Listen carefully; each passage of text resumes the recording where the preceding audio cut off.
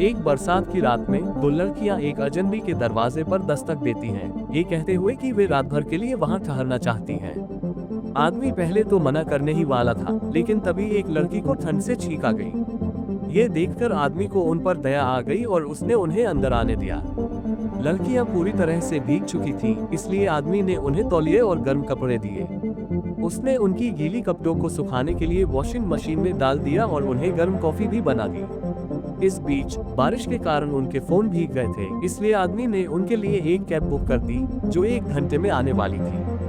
थोड़ी देर बाद आदमी ने देखा कि लड़कियां उसके रिकॉर्ड प्लेयर से छेड़छाड़ कर रही थी और उसके पालतू कुत्ते के साथ खेल रही थी।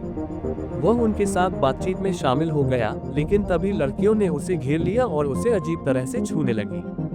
जब आदमी ने दूरी बनाने की कोशिश की तो वे फिर से उसके पास आ गई। लड़कियां बार बार उसके करीब आने लगी, जिससे आदमी असहज महसूस करने लगा। जब उसने संगीत बजाना शुरू किया तो एक लड़की उत्तेजक डांस करने लगी। तभी कैब के आने का मैसेज आया, जिससे आदमी को राहत मिली। वह जल्दी से उनके कपड़े सुखाकर उन्हें लौटाने के लिए बाथरूम के दरवाजे पर गया, लेकिन अंदर से वे बाहर आने से मना कर रही थी। जब वह जबरन अंदर गया तो लड़कियों ने उसे पूरी तरह से अपने जाल में फंसा लिया। अगली सुबह जब आदमी उठा तो लड़कियां अभी भी उसके घर में थीं और उन्होंने रसोई को गंदा कर दिया था। जब उसने उन्हें घर से निकालने की कोशिश की तो एक लड़की ने चाकू से उसके कंधे पर हमला कर दिया। आदमी बेहोश हो गया और जब उसे होश आया तो वह खुद को बंधा हुआ पाया। लड़कियां उसके साथ मनमानी करने लगीं। तभी अचानक दरवाजे की घंटी बजी। आदमी का एक सहकर्मी मिलने आया था। लड़कियों ने बहाना बनाया कि वे उसकी रिश्तेदार हैं। सहकर्मी को कुछ शक हुआ, लेकिन तभी उसे अस्थमा अटैक आ गया और लड़कियों ने उसकी दवा छिपा ली। दवा न मिलने से उसकी मौत हो गई। लड़कियां इस पर हंस रही थीं, जबकि आदमी सदमे में था।